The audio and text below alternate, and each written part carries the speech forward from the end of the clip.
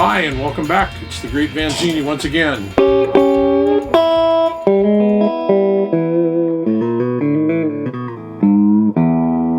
Enough.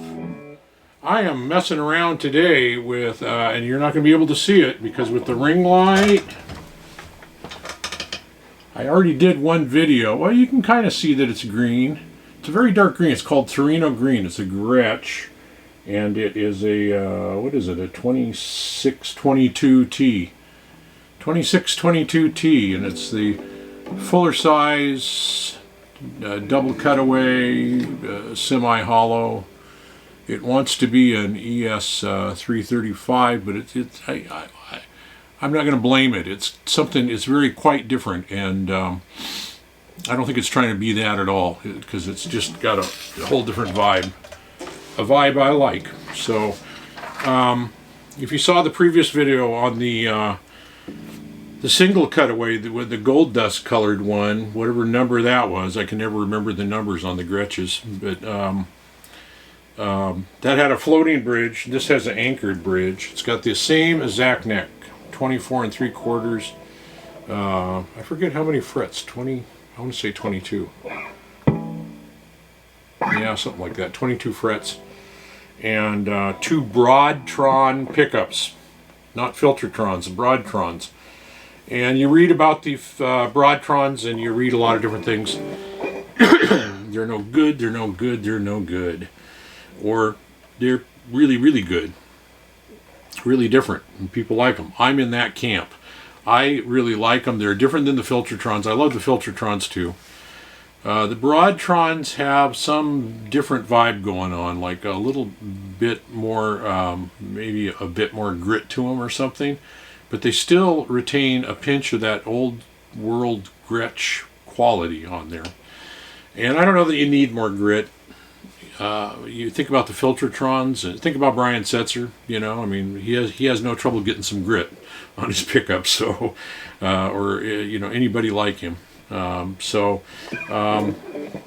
These are nice. I like the Gretsches and even the stream. These are the Streamliner versions, and I like them because I play clean a lot.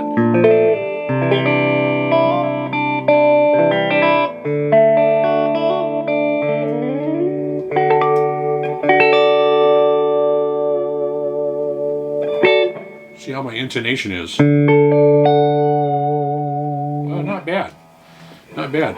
This is one I bought a couple of years ago. It's the wood material is called NATO, and the fingerboard material is called Laurel. And I can tell on this one that on the gold dust colored one, I questioned whether I didn't get an earlier one before all that rosewood stuff went public and became a nightmare. The CITES stuff, is that what it's called? And this does look different than standard rosewood. It's got grain to it. It looks very woody, but it's also got a very smooth, almost a shellac look to it. Very smooth. Of course, that's only on the pickup or on the frets in between, because you do have the big block. So you have to look at the ones in between, and they look a little different than most of my other guitars. So.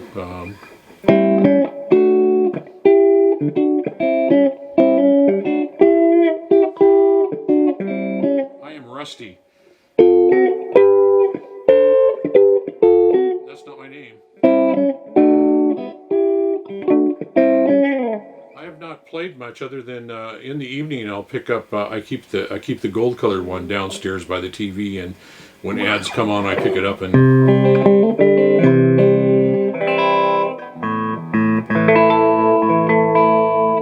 Look at that.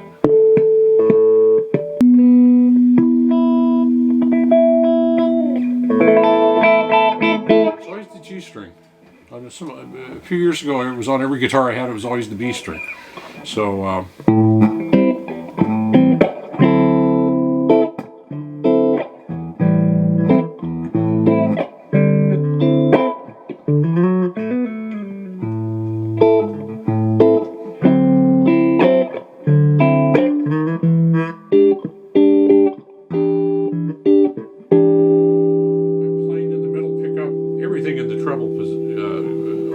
knobs in the treble position.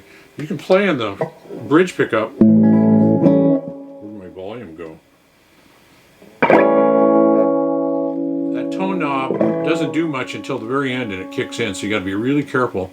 You can't back it off a little bit. It makes it very mid-tone-ish and muddy a little bit.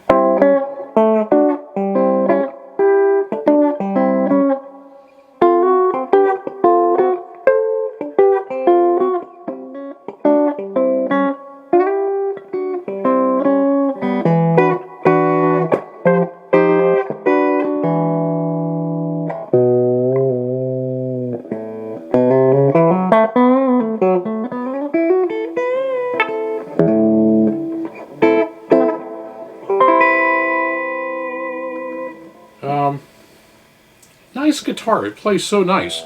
It just plays very easy. It's got what they call a, I think I called it a U neck.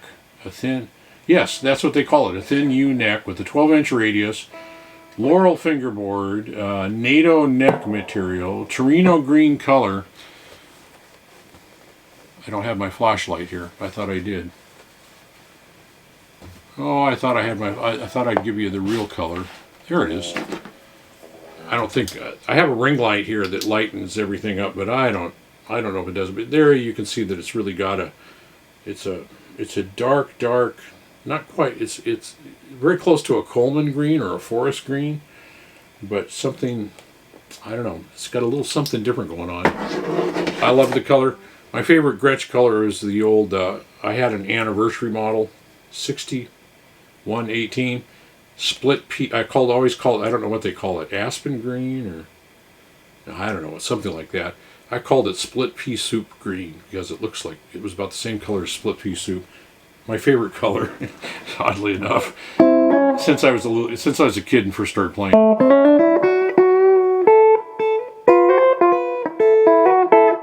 Has the nuts on these things are always cut just right from the. They must do good setups at Gretsch or through the Fender Gretsch thing, because I've only seen one or two kind of bad guitars in the shop that I didn't like the way they played, and all the rest were just fine. And I'm thinking it's because they instead of using a bone material or graphite or some other material, they use 100% synthetic bone. 100% synthetic bone.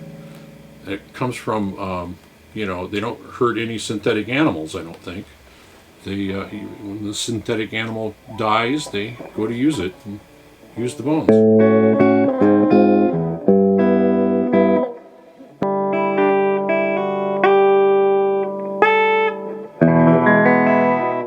don't remember how that goes.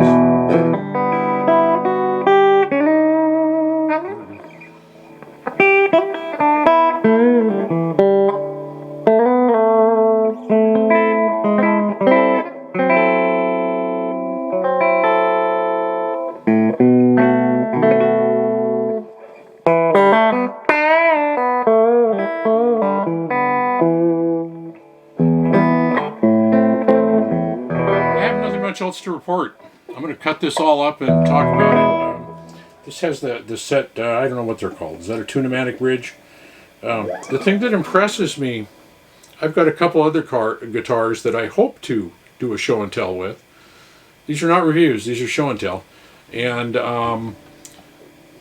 they do make another model that's similar, that's about the same color green, and it comes with 3 pickups. I don't know what model that is. I'm other than my Stratocasters, I'm a 2 pickup kind of guy. No guitar should have more than 2 pickups unless it's a Stratocaster.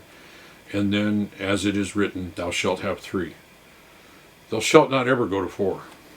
So, the Gretsch 2622T, a 1.68 something nut width, 6875, something like that.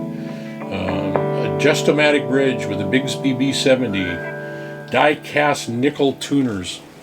I've thought about replacing them with locking tuners, but they stay in tune so well. Locking tuners will sort of, as I'll show on some other guitars, I hope later at another time, that locking tuners will help keep things in tune a little bit when you're using a Bigsby, as will something like a roller bridge. So if you have, this doesn't have that, but it also doesn't go out of tune.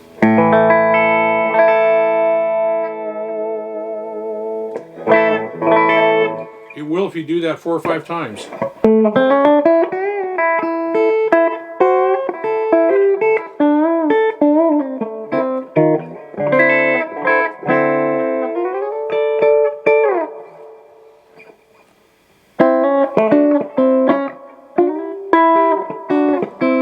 Noodling around, forgetting you're here. I'm playing through a one of those little silly Vox amps, MV50. It's the AC version. When you play clean, you know, solid state, I don't know, I guess technically, I don't know if that's solid state or not. It's a new tube. And it sounds really good. And if you think back into the 60s and 70s and, you know, all the old jazz players, they all use solid state amps because last thing they wanted was that gosh awful sound of tubes breaking up, which most of us that play blues or rock, that's the sound we want from a tube amp, right? But in jazz world, that was a no-go. And if you bought a tube amp and you pushed it too much, it would start to break up and, to their ears, sound terrible. So for clean stuff, I think these little things work really good. I've not found anything yet. The onboard drive is not so good, as I think I showed that in the other video too.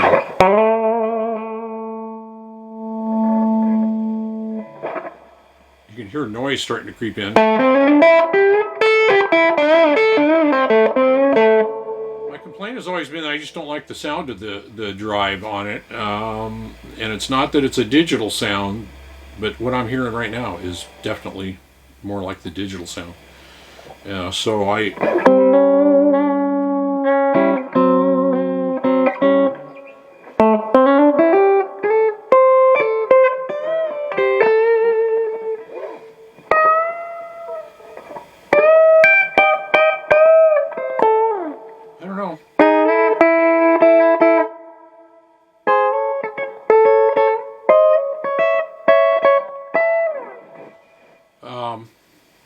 and I'm running it through a Boss. I'll make mention of the Boss real quick here.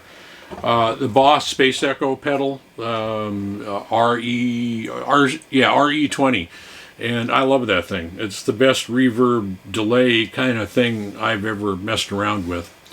And I should just reread the instruction book because it's been a couple of years since I've hooked it up. So this is the first time in a long time, and it's still set where I had it set. I like a short delay.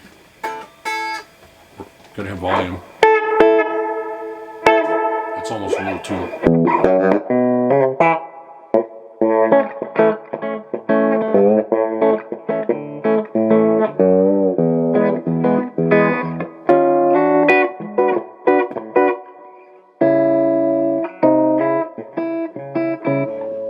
Anyway, I love that thing, and I was using the fly rig earlier, and the fly rig's just really hard. You can't use the reverb unless you turn the Sans amp section on, and I usually like the Sans amp section if I'm running it through like my little AC10.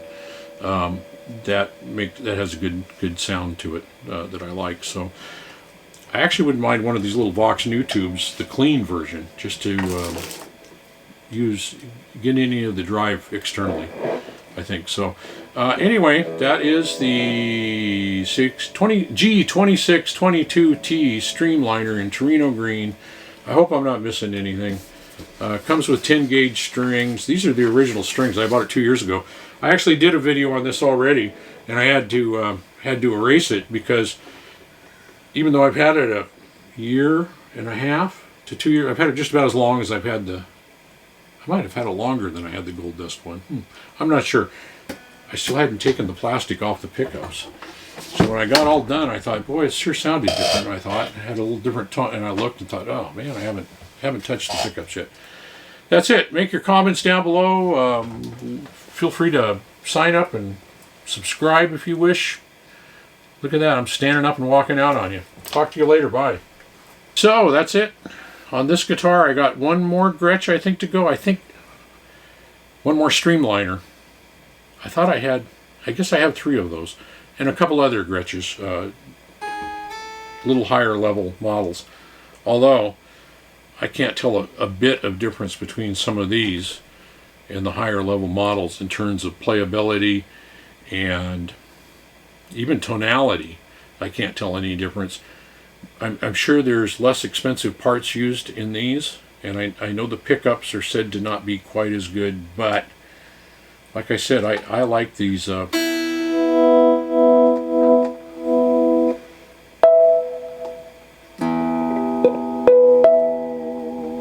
like these Broadtron pickups. I'm never going to be able to say that correctly.